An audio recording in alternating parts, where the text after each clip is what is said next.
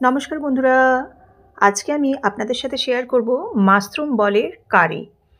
এই রেসিপিটি দুর্দান্ত খেতে হয়, দেখতেও যতটা সুন্দর খেতেও কিন্তু ততটাই সুন্দর।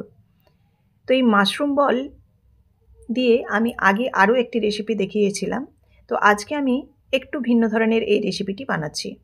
তো চলুন, এই মাশরুমের বলের যে কারি, সেই কারি বানানোর জন্য আমি এখানে বেশ কিছু ফ্রেশ মাশরুম নিয়ে নিয়েছি। মাশরুমগুলোকে আমি ছোটো ছোটো টুকরো করে কেটে নেব। এই মাশরুমের রেসিপিটি ভাত এবং রুটির সাথে কিন্তু দুর্দান্ত লাগে। আর যেভাবে আমি বলগুলো বানাচ্ছি এইভাবে যদি বানানো হয় তাহলে কিন্তু এই বলগুলো দিয়ে বিভিন্ন রকমের কিন্তু রেসিপি বানানো হয়। তো আপনারা অবশ্যই প্রথম থেকে শেষ পর্যন্ত দেখতে থাকুন, আশা করি এই রেসিপিটি আপনাদের ভালো লাগবে। মাশরুমগুলোকে যতটা সম্ভব আমি ছোটো ছোটো টুকরো করে কেটে নিচ্ছি। কেটে নিয়ে এগুলোকে আমি পরিষ্কার করে এবার কিন্তু একটু ধুয়ে নেব।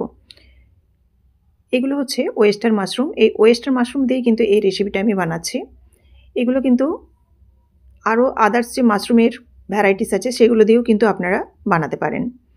এবার দেখুন, এখানে এই মাশরুমটাকে আমি লবণ এবং হলুদ মাখিয়ে দিলাম। পরিষ্কার করে প্রথমে ধুয়ে নিয়েছি। এবার লবণ এবং হলুদ মাখিয়ে দিলে মাশরুম থেকে কিন্তু প্রচুর পরিমাণে জল বেরিয়ে আসবে। তো এখানে 5 মিনিট আমি রেখে দিচ্ছি। এবার 5 মিনিট পর এটাকে জলটা হাত দিয়ে চেপে চেপে একটা পাত্রের মধ্যে আমি রেখে দিচ্ছি। এই জলটা কিন্তু অবশ্যই বের করে নিতে হবে। এখানে প্রচুর পরিমাণে কিন্তু দেখুন জল বেরিয়েছে। মাশরুম খেতে কারা কারা পছন্দ করেন অবশ্যই কিন্তু কমেন্ট করে জানাবেন। আর আমার রেসিপিগুলি কেমন লাগছে অবশ্যই কিন্তু আপনারা কমেন্টের মাধ্যমে আমাকে জানাবেন। দেখুন, মাশরুমটা আমি পুরো জল ছেড়ে তুলে নিয়েছি একটা পাত্রের মধ্যে। আর কতটা জল বেরিয়েছে সেটা আপনারা অবশ্যই দেখতে পেলেন। এবার চলুন, এই মাশরুমের সাথে আমি একটু আলু মেশাবো। সেই জন্য আলুটাকে আমি খোসা ছাড়িয়ে নিয়েছি, দিয়ে পরিষ্কার করে ধুয়ে একটা গ্রেটারে গ্রেট করে নিচ্ছি। গ্রেটারে আমি এই 3টে আলুকে একটু গ্রেট করে নেব। যেটা আদা রসুনের গ্রেটার সেই গ্রেটারটাই করিনি, কিন্তু একটু তার মধ্যে যেটা বড় দেখুন সেই বড়টাই আমি এই গ্রেট করে নিয়েছি। এবার এই আলুটাকে আমি পরিষ্কার জলের মধ্যে দিয়ে আলুটাকে 2-3 বার আমি ভালোভাবে ধুয়ে নেব। আলুটাকে কিন্তু এই পরিষ্কার করে এবার দেখুন ধুয়ে আমি নিয়ে আসছি। খুব ভালোভাবে কিন্তু ধুয়ে নিতে হবে। এবার ধুয়ে নিয়েছি, এর মধ্যেও আমি কিছুটা এবার লবণ মিশিয়ে দেব, কারণ আলু থেকেও প্রচুর পরিমাণে জল বেরোবে, সেজন্য কিন্তু এখানে লবণ মাখানোটা খুব দরকার। আলুটাকেও আমি 2-3 মিনিট রেখে দিয়েছিলাম। আলুটা থেকে প্রচুর পরিমাণে এখানে জল বেরিয়ে গেছে দেখুন। আর এটাকেও হাত দিয়ে চেপে চেপে এই পাত্রটার মধ্যে আমি রেখে দিচ্ছি। এই জলটা আলু থেকে কিন্তু বের করে নিতে হবে। পুরো আলুটাকেই আমি কিন্তু জল ছেড়ে রেখে দিলাম। এদিকে দেখুন, মাশরুমটা যে আমি জল ছেড়ে রেখেছিলাম সেটা এই আলুর সাথে কিন্তু এই পাত্রে মিশিয়ে দিলাম একসাথে। এবার এখানে আমি কিছু উপকরণ মেশাবো। প্রথমে আমি এখানে যে উপকরণটা মেশাবো সেটা হচ্ছে ময়দা। ময়দার বদলে আপনারা কিন্তু বেসনও এখানে ব্যবহার করতে পারেন। আমি দিয়ে দিলাম আদা বাটা আর রসুন বাটা। এই আদা রসুনটা কিন্তু অবশ্যই দিতে হবে। মাশরুমের যে একটা গন্ধ থাকে, এই আদা রসুনটা দিলে কিন্তু একদম মাশরুমের গন্ধটা কেটে যাবে। সঙ্গে আমি এখানে ময়দা ব্যবহার করছি, ময়দাটার বদলে আপনারা বেসনও দিতে পারেন। দিয়ে দিচ্ছি এখানে কর্নফ্লাওয়ার, এগুলো কিন্তু বাইন্ডিংয়ের জন্য অবশ্যই দিতে হবে। দিয়ে দিচ্ছি একটু সয়া সস। সয়া সসটাও পুরোপুরি অপশনাল, যদি আপনারা দিতে চান দেবেন, না দিলে কিন্তু সেরকম কোনো রকম ফারাক পড়বে না। তবে সয়া সসটা দিলে একটু ভালো গন্ধ আসে আর কি। এবার ভালোভাবে মেখে নিচ্ছি। এখানে আমি ঝালের জন্য একটু চিলি ফ্লেক্স ব্যবহার করছি, আপনারা চাইলে কিন্তু এখানে কাঁচা লঙ্কা কুচিও ব্যবহার করতে পারেন। সঙ্গে দিয়ে দিলাম কালারের জন্য কাশ্মীরি লঙ্কার গুঁড়ো। কাশ্মীরি লঙ্কার গুঁড়োটা পুরোপুরি অপশনাল, কেন কি এটা কালার নিয়ে আসবে। যখন এটা ভাজা হবে তখন একটা বেশ সুন্দর একটা লাল রং আসবে, যেটা আপনারা দেখলেই পরে বুঝতে পারবেন। তো আপনারা চাইলে এটা দিতেও পারেন বা নাও পারেন, তবে বলবো দিলে কিন্তু এই বলগুলোর কালার খুব সুন্দর আসে। এবার একটা একটা করে দেখুন আমি বলগুলোকে রেডি করে নিচ্ছি। আর এই বাইন্ডিংয়ের জন্য যে আমি কর্নফ্লাওয়ার এবং ময়দাটা ব্যবহার করেছি সেটা দেখবেন একটু পরিমাণ মতো দেবেন, কারণ যতক্ষণ না বাইন্ডিংটা ঠিকঠাক হবে ততক্ষণ কিন্তু এরকম এই যে গোলগুলো পাকাচ্ছি এই বলগুলো কিন্তু ঠিকঠাক গোল হবে না, তাছাড়াও ভাজার সময় কিন্তু ছেড়ে যেতে পারে।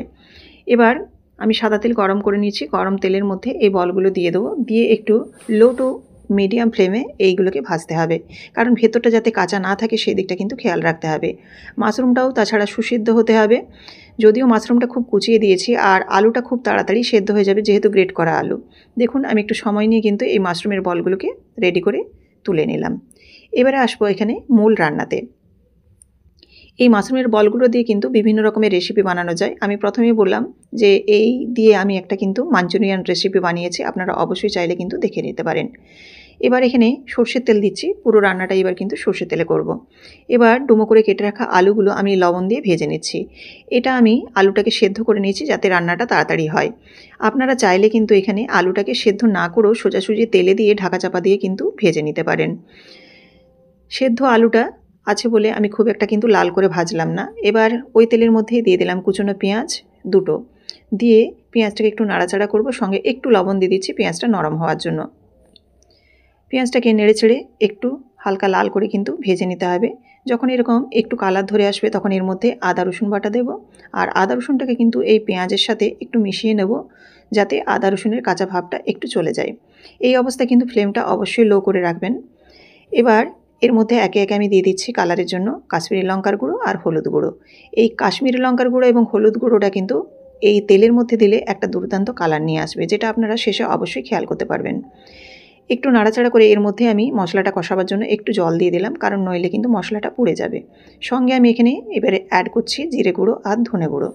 ধনে জিরেটা দিয়ে মশলাটাকে এবার খুব ভালোভাবে কিন্তু কষাবো।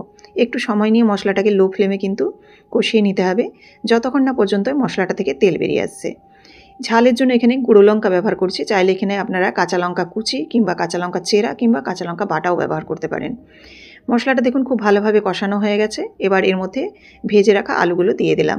আলুটা যেহেতু আমি সেদ্ধ করে ভেজেছি সেজন্য আলুটা কিন্তু একেবারে পুরোপুরি সেদ্ধ হয়ে আছে। এবার আলুটাকে আমি খুব একটা কিন্তু কষিয়ে এখানে জাস্ট নাড়াচাড়া করেই জল ঢেলে দিলাম। আর এখানে আমি গরম জল ব্যবহার করেছি রান্নাটা যাতে তাড়াতাড়ি হয়, এবং আলুটা যেহেতু সেদ্ধ হয়ে আছে সেজন্যই কিন্তু গরম জলটা ব্যবহার করলাম। এবার দিয়ে দিচ্ছি কাঁচা লঙ্কা আর খুব সামান্য চিনি দিয়ে ভালোভাবে ফুটে গেলে এর মধ্যে আমি যে বলগুলো বানিয়েছিলাম সে বলগুলো একে একে করে সব দিয়ে দেব। বলগুলো দেওয়ার পর একটু নাড়াচাড়া করে এই গ্রেভিটাকে কিন্তু ঘন করে নিতে হবে। খুব ভালোভাবে নাড়াচাড়া করে নিচ্ছে আর একটু অপেক্ষা করব এই গ্রেভিটা একটু ঘন হয়ে যাওয়ার জন্য। যারা এটার একটু ঝোল ঝোল খেতে চান তারা একটু জলের পরিমাণটা কিন্তু দেখে দেবেন, আর যারা একটু এরকম গ্রেভি খেতে চান তারাও কিন্তু জলের পরিমাণটা একটু খেয়াল রাখবেন যে কতটা আপনাদের দিতে হবে, সেটা আপনারা আপনাদের পরিমাণ মতো দিয়ে দেবেন। এবার দেখুন আমি এরকমভাবে গ্রেভি রেখেছি, আর এইভাবে কিন্তু এবার গ্যাসের ফ্লেমটা অফ করে দেবো। এখানে লাস্টে একটু লবণটা অবশ্যই চেক করে নেবেন। এবার দেখুন আমি একটা সার্ভিং বলে প্রতিদিনের মতো রেডি করে নিচ্ছি।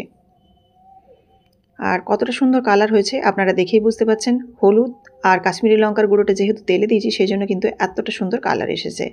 তো রেসিপিটি আপনারা প্রথম থেকে শেষ পর্যন্ত দেখলেন, এর জন্য অসংখ্য ধন্যবাদ।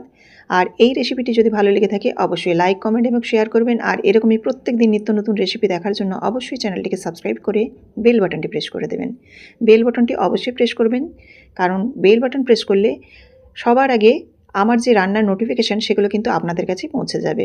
ফেসবুক থেকে দেখে থাকলে অবশ্যই পেজটিকে ফলো করে দেওয়ার অনুরোধ রইল। কতটা সুন্দর হয়েছে দেখুন, যেটা রুটি এবং ভাত দুটোর সাথে কিন্তু দুর্দান্ত খেতে লাগে।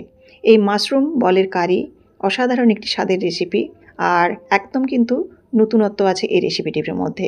তো অবশ্যই আপনারা মাশরুমের এই বলের যে কারি এই রেসিপিটি একবার হলেও ট্রাই করবেন, আপনাদের কাছে কিন্তু অনুরোধ রইল। আমার রেসিপিগুলি আপনাদের কেমন লাগে অবশ্যই কিন্তু আমাকে কমেন্ট করে জানাবেন। দেখুন উপর থেকে একটু ধনেপাতা কুচি ছড়িয়ে দিচ্ছি, ব্যাস রেডি হয়ে গেল একদম। আবারও দেখা হচ্ছে আগামীকাল নতুন কোনো রেসিপির সাথে। ধন্যবাদ।